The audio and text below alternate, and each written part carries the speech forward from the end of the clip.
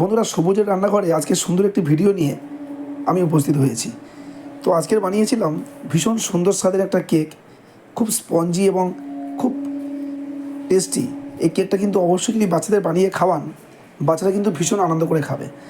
তো টিফিনে আমরা প্রায় বাচ্চাদেরকে বিভিন্ন রকম কেক কিনে দিই, তাতে প্রিজারভেটিভ দেওয়া থাকে, কিন্তু ঘরোয়া পদ্ধতিতে সামান্য কিছু উপকরণ দিয়ে এই কেকটা কিন্তু অবশ্যই বানিয়ে একবার ট্রাই করতে পারেন।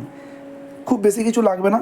এখন আমের সিজন, চারিদিকে আম, পাকা আমে ভরে গিয়েছে বিভিন্ন দোকানে।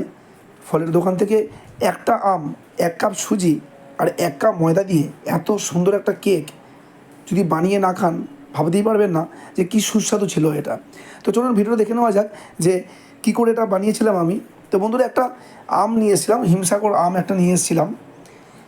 তো নিয়ে এটা ভালো করে ছাড়িয়ে নিয়ে টুকরো করে কেটে নিয়ে আমি এটা আমের পাল করে নেব।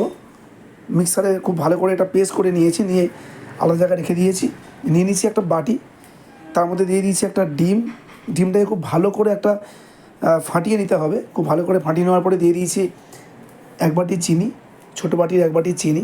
এটা আপনারা মিক্সারে কিন্তু চিনিটা পেশাই করে নিতেও পারেন। আমি মিক্সারে আর পেশাই করিনি, আমি দানাওয়ালা চিনিটাই দিয়ে দিয়েছি। দিয়ে দিয়েছি 1 কাপ ময়দা, সব মেপে কিন্তু দেবেন, তাহলে কিন্তু কেকটা ভীষণ সুন্দর হবে। 1 কাপ চিনি, 1 কাপ ময়দা, তেল দিয়েছি 1/2 কাপের মতো, ছোটো কাপের 1/2 কাপ তেল দিয়েছি। দিয়ে দিয়েছি 1 কাপ সুজি। এই সুজিটা কিন্তু দানা দানা অবস্থাতেই দেবেন, এটা কিন্তু মিক্সারে গুঁড়িয়ে দেওয়ার কোনো প্রয়োজন নেই। আর দিয়ে দিয়েছি যে আমটা আমাদের রেডি করা ছিল, আমের পাল্পটা, সেটা আমরা দিয়ে দিয়েছি। সমগ্র উপকরণ খুব ভালো করে মিশিয়ে নেব। খুব ভালো করে মিশিয়ে না নিলে কোনো যদি দলা থেকে যায়, কোনো লাম থাকলে কিন্তু একটু ভালো হবে না। দিয়ে দিয়েছি 1 চামচ বেকিং সোডা আর 1/2 চামচ বেকিং পাউডার। সমগ্র উপকরণটা খুব ভালো করে আমি মিশিয়ে নেব।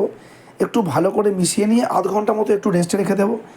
তারপরে একটা কেকের মোল্ড, তাতে একটু তেল মাখিয়ে নেব, সাদা তেল মাখিয়ে নিয়ে আমি দেখুন ঠিক এইভাবে কাগজ দিয়ে আমি চারিদিকে কিন্তু আটকে দিচ্ছি। কারণ যদি না করি আমরা, তাহলে কিন্তু কেকটা ভালো করে উঠবে না। সেই জন্য কিন্তু এটা খুব ভালো করে এটা লক্ষ্য রাখতে হবে। অনেকে কাগজটা ব্যবহার করেন না, তারা একটু ওর উপরে ময়দা ছড়িয়ে নেন, কিন্তু কাগজটা দিলে কিন্তু দেখবেন যখন আমি কেকটা তুলবো তখন দেখবেন কিন্তু কি অনায়াসে কেকটা উঠে চলে এলো। তারপরে দেখুন দিয়ে দিয়েছি সমগ্র আমাদের এই কেকের যে আমাদের ব্যাটারটা করা হয়েছিল, ঠিক এই রকম থিকনেসটা হবে। খুব বেশি মোটাও নয়, খুব বেশি পাতলাও নয়, এরকম একটা টাইপের হয়ে দিয়ে দিয়েছি। দেখুন কেকের মোল্ডের মধ্যে, এটা বিভিন্ন রকম মোল্ডে আমরা ইউজ করতে পারেন, চৌকোনা শেপে বা ওভাল শেপে। তো আমার কাছে এরকম একটা মোল্ড ছিল, এই মোল্ডে আমি ইউজ করেছি, কেকটা তৈরি করার জন্য এটা ইউজ করেছি আমি। তারপরে একটা প্যানের ওপরে একটা স্ট্যান্ড বসিয়ে তারপর কেকটা আমি বানাবো। দেখুন ঠিক এইভাবেই ঢাকা দিয়ে দিয়েছি, গ্যাসটা মিডিয়াম ফ্লেমে। খুব ভালো করে এটা তৈরি করতে হবে 20 থেকে 25 মিনিট সময় ধরে একটু হালকা আঁচে কুক করলেই কিন্তু এটা এইরকম ঠিক ফুলে উঠবে।